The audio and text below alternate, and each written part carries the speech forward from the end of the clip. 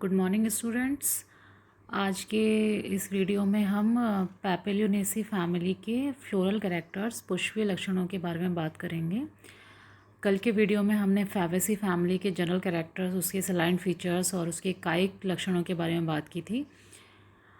और पैपेलियोनेसी फैमिली के कायिक कैरेक्टर्स के बारे में भी हमने बात की थी। आज के इस वीडियो के अंदर हम पैपेलियोनेसी फैमिली के पुष्पीय लक्षणों के बारे में बात करेंगे। तो सबसे पहले इसकी इन्फ्लोरेसेंस की बात करते हैं। इन्फ्लोरेसेंस के बारे में हमने इसके विशिष्ट लक्षण में भी बात की थी। तो पैपेलियोनेसी फैमिली के अंदर जो पुष्पक्रम पाया जाता है वो सामान्यतः एसीमाक्षी प्रकार का रैसिमोस प्रकार का पुष्पक्रम होता है। मतलब कि जो पुष्पीय अक्ष होता है उसकी वृद्धि असीमित होती है और जो पुष्प होते हैं वो एक्रोपेटल क्रम में व्यवस्थित होते हैं, अग्राभिसारी क्रम में लगे रहते हैं। छोटे पुष्प नीचे की तरफ लगे होते हैं।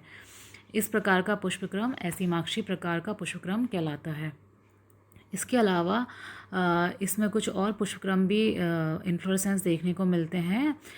उदाहरण के लिए एसीमाक्षी एसीम प्रकार का, रैसिमोस रैसिम प्रकार का जो इन्फ्लोरेसेंस है वो मेलिलोटस अल्वा के अंदर देखने को मिलता है। उसके अलावा ससीमाक्षों का असीम टेफ्रोसिया में देखने को मिलता है। और सॉलिटरी एक्सिलरी प्रकार का एकल अक्षस प्रकार का जो पुष्पक्रम होता है, जो कि हमने पहले भी बात की है मालवेसी फैमिली के अंदर, लेथारस प्रकार का लेथारस में देखने को मिलता है। इसके अलावा स्पाइक प्रकार का जो पुष्पक्रम होता है वो यूरेरिया में देखने को मिलता है। स्पाइक का मतलब होता है जो पुष्प होता है वो अशाखित होता है, दीर्घित होता है, सरल होता है और जो पुष्पीय अक्ष जो होता है उसकी वृद्धि असीमित प्रकार की होती है। तो इस प्रकार का जो पुष्पक्रम होता है वो स्पाइक प्रकार का पुष्पक्रम कहलाता है और ऐसा पुष्पक्रम यूरेरिया के अंदर देखने को मिलता है। उसके अलावा एक और प्रकार का पुष्पक्रम इस फैमिली में देखने को मिलता है, वो होता है मुंडक हेड, जो कि ट्राइफोलियम में देखने को मिलता है। मुंडक का मतलब होता है जो पुष्प होते हैं, जो सैवरंत पुष्प होते हैं वो एक पुंज बना लेते हैं, गुच्छ के रूप में पाए जाते हैं और एक सघन पुष्पक्रम देखने को मिलता है, एक डेंस प्रकार का पुष्पक्रम देखने को मिलता है। सारे पुष्प जो होते हैं उनके वृंत इकट्ठे होकर एक पुंज बना लेते हैं। तो उस प्रकार का जो पुष्पक्रम होता है उसे मुंडक पुष्पक्रम कहा जाता है, जो कि ट्राइफोलियम में देखने को मिलता है। तो ये विभिन्न प्रकार के पुष्पक्रम इन्फ्लोरेसेंस पैपेलियोनेसी फैमिली के अंदर देखने को मिलते हैं। इसका जो फ्लावर होता है, पुष्प होता है, वो कंप्लीट होता है, सहपत्री होता है, सहपत्र पाए जाते हैं और सहपत्रिका युक्त होता है, ब्रैक्टियोलेट होता है। उसके अलावा सैवरंत होता है, जैसा कि अभी हमने बात की, उभयलिंगी होता है और एक व्यास सम्मित होता है, जाइगोमॉर्फिक टाइप का होता है। और जो ओवरी होती है, जो गाइनोशियम होता है, वो हाइपोगाइनस, अधोजायांगी या परिजायांगी पेरीगाइनस प्रकार का होता है। और पुष्प जो होता है वो पेंटामेरस होता है, पंचतई होता है। बाह्य दलपत्र और दलपत्रों की संख्या 5-5 होती है।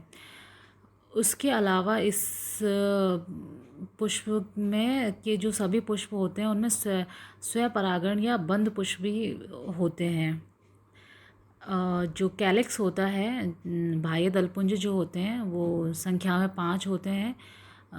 गैमोसेपेलस होती है उनकी कंडीशन। जो दलपत्र, बाह्य दलपत्र जो होते हैं वो संयुक्त होते हैं, एक दूसरे से जुड़े रहते हैं। उसके अलावा विषम बाह्य दल होते हैं। ऑड सेपल एंटीरियर, आगे के जो बाह्य दलपुंज होते हैं वो और प्रकार के होते हैं, विषम दलपुंज होते हैं। उसके अलावा जो विन्यास होता है, एस्टिवेशन जो होता है, वो वेलवेट प्रकार का, कोर स्पर्शी प्रकार का या आरोही कोरछादी प्रकार का, असेंडिंग एम्ब्रिकेट प्रकार का एस्टिवेशन पाया जाता है कैलिक्स के अंदर, बाह्य दलपुंज के अंदर। इसमें जो कोरोला मिलते हैं, दलपुंज जो मिलते हैं, वो उनकी जो आकृति होती है कुछ विशेष प्रकार की होती है। और इन जो दलपुंज होते हैं ये तितली के समान दलपुंज होते हैं, पैपेलियोनस दलपुंज भी कहलाते हैं। संख्या इनकी 5 होती है, दलपत्र 5 होते हैं और पॉलीपेटलस होते हैं, एक दूसरे से पृथक होते हैं। जैसा कि आप स्लाइड के अंदर देख सकते हैं, जो कोरोला की पोजीशन है, जो दलपुंज की पोजीशन है, तो इनकी जो आकृति होती है, जो शेप होता है वो तितली के समान होता है और इनका जो विन्यास होता है वो अवरोही कोरछादी या वैक्सिलरी प्रकार का पाया जाता है। ये जो दल होते हैं 5 संख्या में, इनकी पोजीशन अलग अलग होती है और इनका साइज़ भी अलग होता है। जो 5 दलों में जो सब पश्च दल जो सबसे बड़ा होता है वो बाहर की तरफ होता है, जो कि आप स्लाइड के अंदर देख रहे हैं। स्टैंडर्ड सबसे बड़ा प्रकार का बाह्य दलपुंज है, दलपत्र है जो कि बाहर की तरफ है। इसे ध्वजक या स्टैंडर्ड या वैक्सीलम कहा जाता है, जो कि ऊपर की तरफ दिख रहा है एकदम क्लियर। 2 पार्श्व या लेटरल स्मॉल प्रकार के पुष्प दलपत्र होते हैं जिनको विंग कहा जाता है, जो कि आप देख रहे हैं स्लाइड के अंदर। और ये 2 सबसे छोटे अग्रदल होते हैं, इंटीरियर पेटल्स होते हैं, जिनकी जो संरचना होती है वो नौतल होती है, कुकट बनाते हैं, जो कि आप देख रहे हैं। ये छोटे होते हैं और कील के समान इनकी संरचना है। तो इस प्रकार के दलपत्र पाए जाते हैं, कोरोला पाया जाता है पैपिलोनेसी फैमिली के अंदर, जो कि विशिष्ट प्रकार का ये इसका कैरेक्टर है, इस फैमिली का विशिष्ट कैरेक्टर होता है। और लेस्पेडिजा के अंदर दलपत्र जो होते हैं, दल जो होते हैं वो पूर्णतः एब्सेंट पाए जाते हैं। इसके अलावा एंड्रोशियम की बात करते हैं। एंड्रोशियम पुंकेसरों की संख्या जो होती है 10 होती है, इसके अंदर 10 होते हैं। और डाईएडल्फस होते हैं, द्विसंगी होते हैं, अर्थात 1+9 के 2 गुच्छों में पाए जाते हैं। और एक जो पुंकेसर होता है जो वो स्वतंत्र होता है, जो कि आप स्लाइड के अंदर देख सकते हैं। जो स्टैमन्स होते हैं 9 स्टैमन्स एक दूसरे के साथ जुड़े हुए हैं। उसके अलावा एक स्टैमन अलग से सेपरेट स्वतंत्र दिखाई दे रहा है। और मूंगफली के अंदर और सीसम के अंदर, डलवर्जिया शीशों के अंदर केवल 9 पुष्पक्रम पाए जाते हैं, अर्थात इनमें जो एक पश्च पुष्पक्रम जो होता है, जो स्वतंत्र होता है, जो फ्री होता है, वो एब्सेंट होता है। अतः इनमें जो एंड्रोशियम की जो कंडीशन होती है वो मोनो एडल्फस टाइप के होते हैं, एक संगी पुंकेसर पाए जाते हैं। क्रोटालेरिया के अंदर और पोंगेमिया के अंदर 10 पुंकेसर जुड़े रहकर एक संगी, ये जो पोंगेमिया होता है और जो क्रोटालेरिया है, इसमें जो पुंकेसरों की संख्या होती है वो 10 ही होती है। लेकिन ये 1+9 का इनका अरेंजमेंट नहीं होता है। 10 के 10 पुंकेसर एक दूसरे के साथ, स्टैमन्स एक दूसरे के साथ जुड़े होते हैं और एक संगी पुंकेसर कहलाते हैं। इसके अलावा सोफेरा में जो 10 पुंकेसर पूर्णतः स्वतंत्र होते हैं, पॉलीएंड्रस कंडीशन होती है।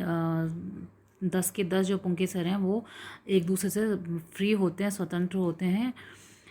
उसके अलावा जो परागकोश पाया जाता है इस फैमिली के सदस्यों के अंदर वो द्विकोष्ठकी होता है, जो डॉर्सी फिक्स्ड होता है और इंट्रोज प्रकार का होता है।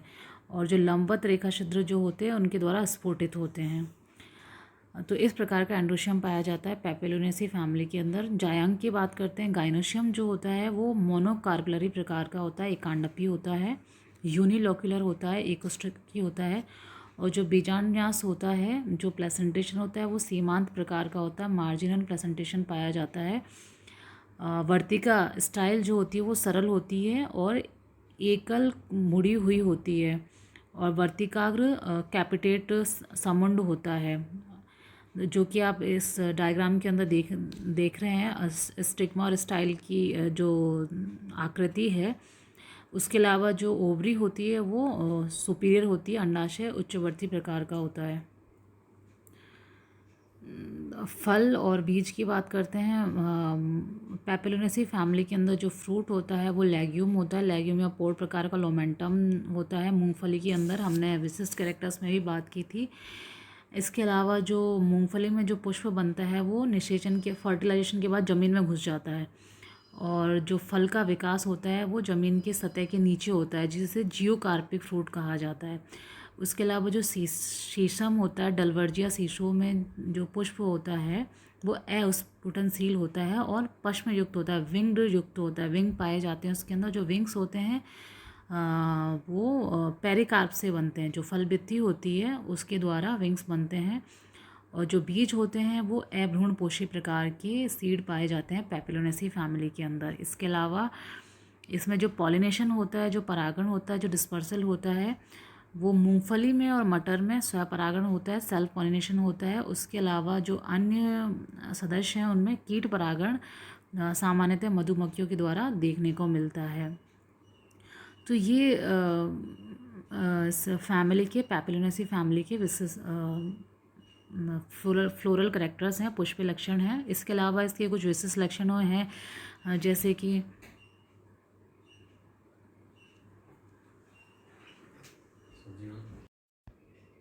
तो पैपिलोनेसी फैमिली के जो विशिष्ट लक्षण हैं उनमें सबसे पहले तो नोडुलेटेड रूट प्रेजेंट होती हैं, मूसला जड़ पाई जाती हैं, जो कि हमने कायिक लक्षणों में भी इसकी बात की थी।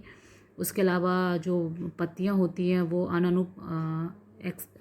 अनुपर्णी प्रकार की होती हैं, और जो उनका जो पर्णाधार होता है वो फूला हुआ होता है। जो पुष्पक्रम होता है वो भी रेसिम प्रकार का पुष्पक्रम पाया जाता है।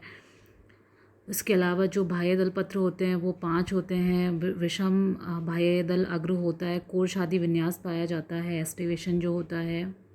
और जो दल पत्र होते हैं, जैसा कि अभी हमने बात की थी, जो पेपिलोनस प्रकार के होते हैं और वैक्सिलरी या अवरोही प्रकार का उनमें विन्यास पाया जाता है। पुंकेसरों की जो पोजीशन होती है द्विसंगी होते हैं। पुंकेसर 1+9 में अरेंज्ड होते हैं। और जो फल होता है वो लेग्यूम प्रकार का पोड पाया जाता है, फली प्रकार का होता है। तो ये सभी जो लक्षण हैं ये पैपिलोनेसी फैमिली के विशिष्ट लक्षणों में आते हैं।